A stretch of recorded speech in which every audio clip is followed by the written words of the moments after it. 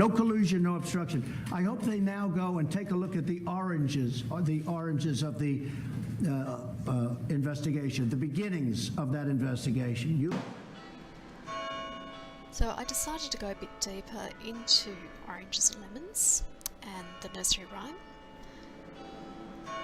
And what I found was that it featured prominently in the novel by George Orwell, 1984, in that a picture of St. Clement's, which was the church in the rhyme, was on the wall in the room that Winston hired in the antique shop.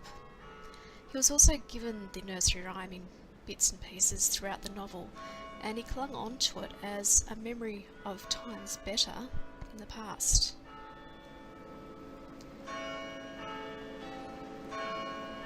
And within 1984 we have room 101, and this was used as a torture room, and it was the thing that was the most worst thing in the world. It's whatever a person feared the most.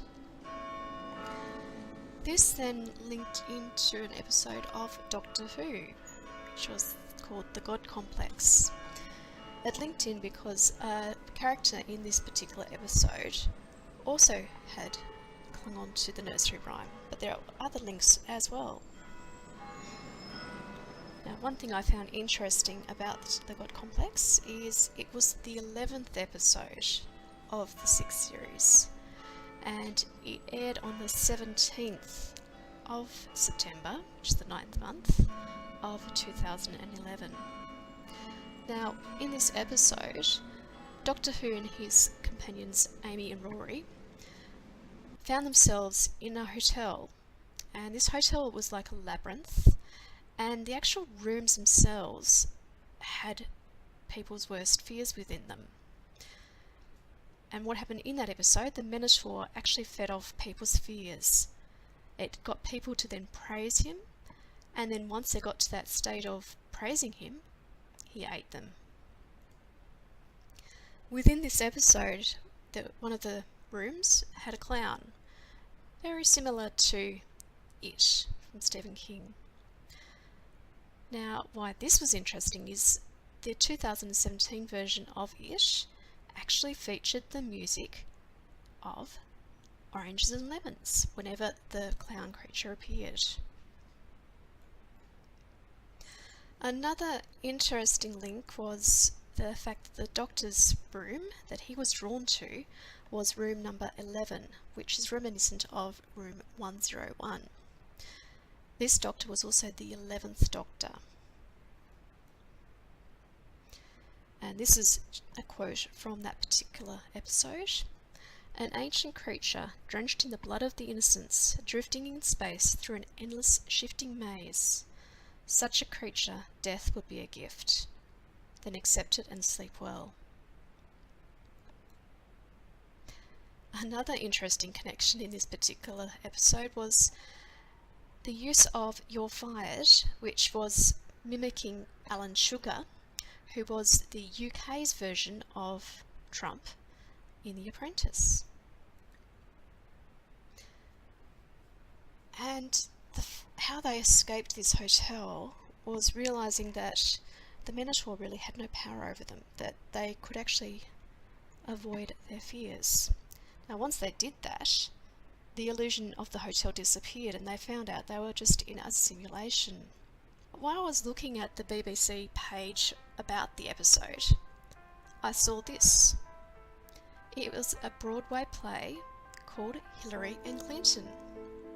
So this was a fictional account of Hillary and Bill in her 2008 presidential campaign.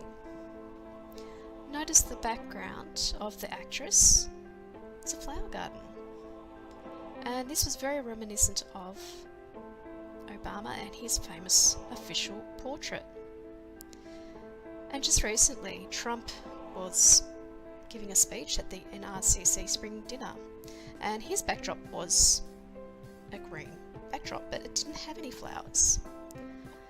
And then somebody on Twitter posted this about NXIVM, Child Development and Education. They had a rainbow cultural garden for the education of children. This brought me back to some Q posts back in February of 2018. And an anonymous asks, I wonder why BHO, Obama, is depicted sitting in a bush. So this was just when that Obama portrait came out. And Q posted in 744, find the link, look around, what does it signify, Q?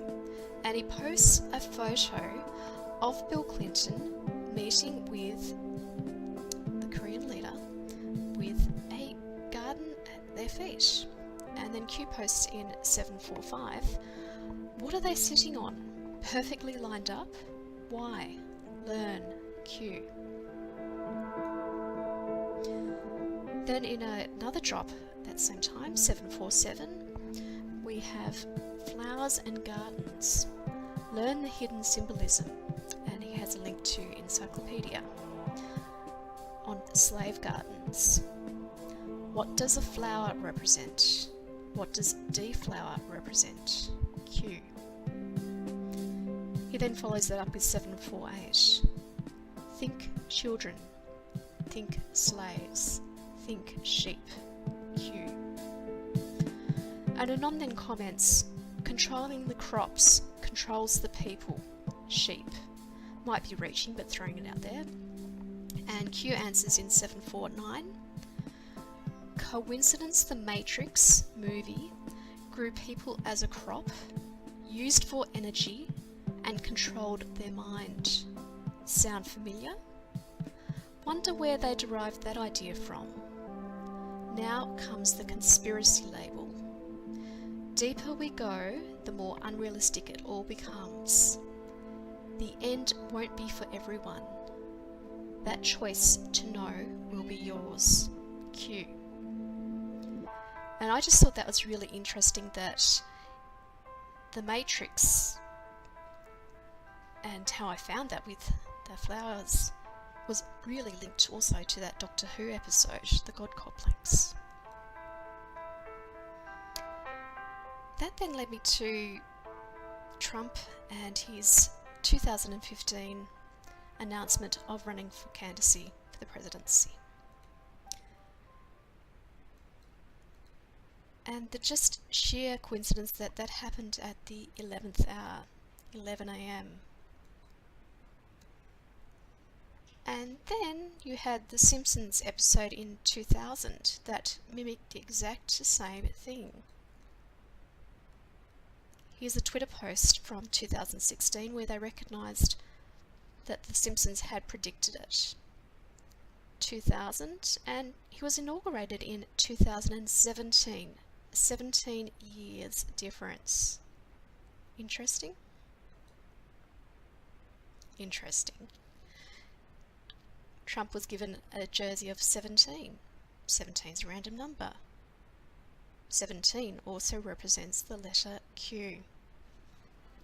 And then I found this little meme about Q from Star Trek and how he was the troll admin, trolling the universe since the beginning of time.